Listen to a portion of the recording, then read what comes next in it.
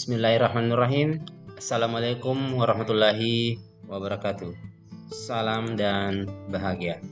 Perkenalkan, nama saya Hayardin SPD, guru kelas di UPTD SD Negeri 3 Baru, sekaligus calon guru penggerak Angkatan 11 dengan fasilitator Bapak Samsumarlin SPD MPD dan pengajar praktik Bapak Rizal SPD.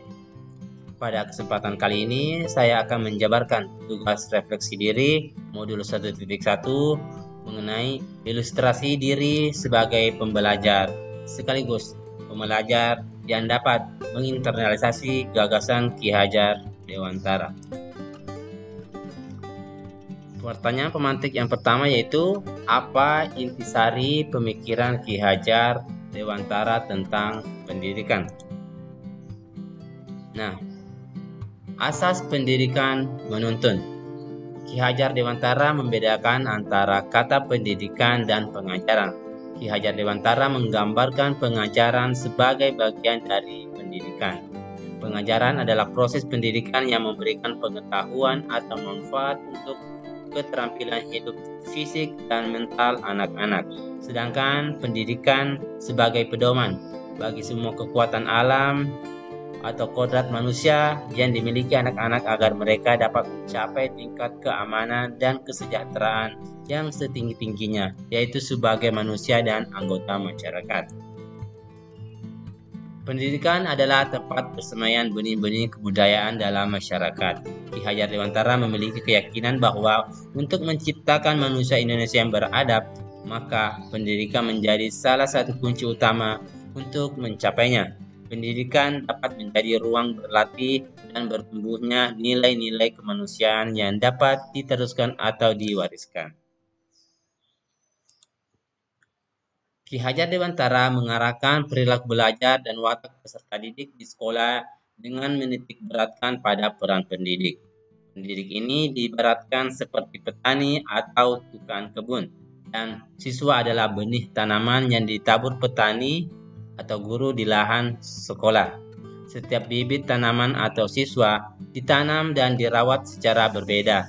Misalnya, penanaman dan perawatan tanaman padi akan berbeda caranya dengan tanaman jagung. Hal ini termasuk pula berbicara lahan garapan yang kurang subur sekalipun.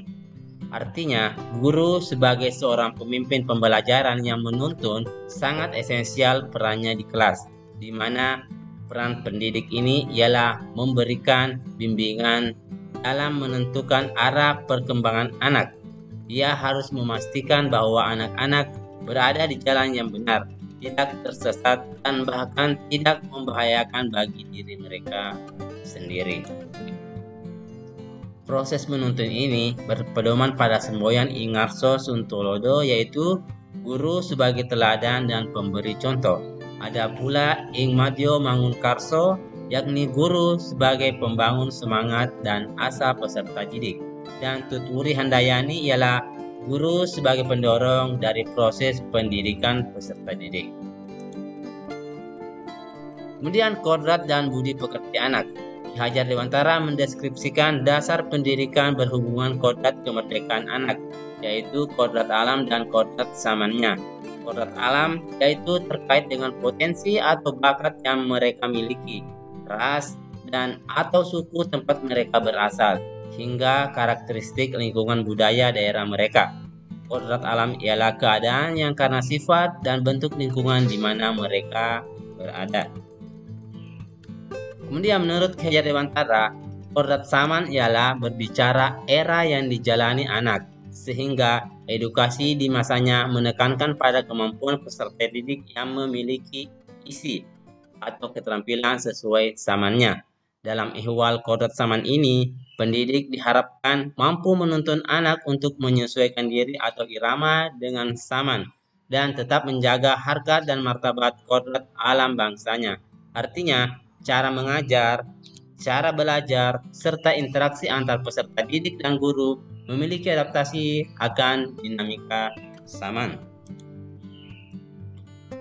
Contohnya, perkembangan pembelajaran serta karakteristik era peserta didik abad 20 tentu akan berbeda dengan siswa abad 21.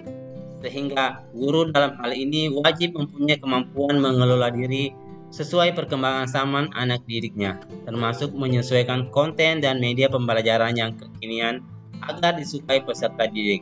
Inilah esensi dari pendidikan yang berpihak pada anak, atau dalam bahasa Ki Hajar Dewantara yaitu pendidikan yang berhamba pada sang anak.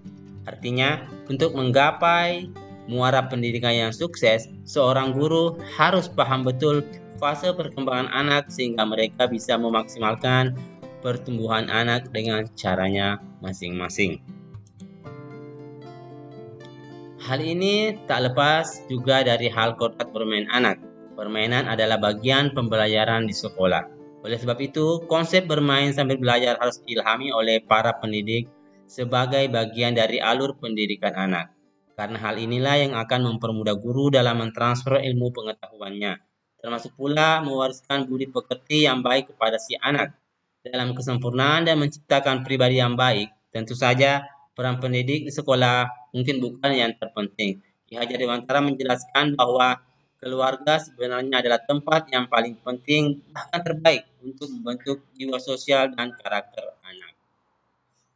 Nah, kemudian pertanyaan pemantik yang kedua, bagaimana Anda memandang diri Anda sebagai pembelajar atau guru dan pembelajar atau murid jika dikaitkan dengan pemikiran Ki Hajar Dewantara? Ada dua kata yang harus digarisbawahi di sini, yaitu kata pembelajar dan pembelajar. Pembelajar adalah individu yang mengambil peran sebagai guru atau pendidik, sedangkan pembelajar adalah individu yang berperan sebagai peserta didik dalam proses pembelajaran. Nah, sebagai pembelajar atau guru, peran sebagai pembelajar dan peran sebagai pembelajar merupakan satu kesatuan yang tak terpisahkan. Sebagai seorang pembelajar atau guru, saya memandang bahwa pemikiran Ki Hajar Dewantara tentang pendidikan relevan dengan perubahan zaman, baik dengan pendidikan di masa lalu, masa sekarang, maupun masa yang akan datang. Hal terpenting yang harus saya lakukan sebagai pembelajar atau guru adalah yang pertama, memberikan contoh yang baik atau ingarsa suntolada. Yang kedua, memberikan semangat peserta didik atau ingmadya mangkarsa. Dan yang ketiga, memberikan dorongan murid mandiri atau tuturi handayani. Kemudian sebagai pembelajar atau murid, sebagai pembelajar, saya memandang konsep yang disampaikan Ki Hajar Dewantara adalah konsep yang memanusiakan manusia.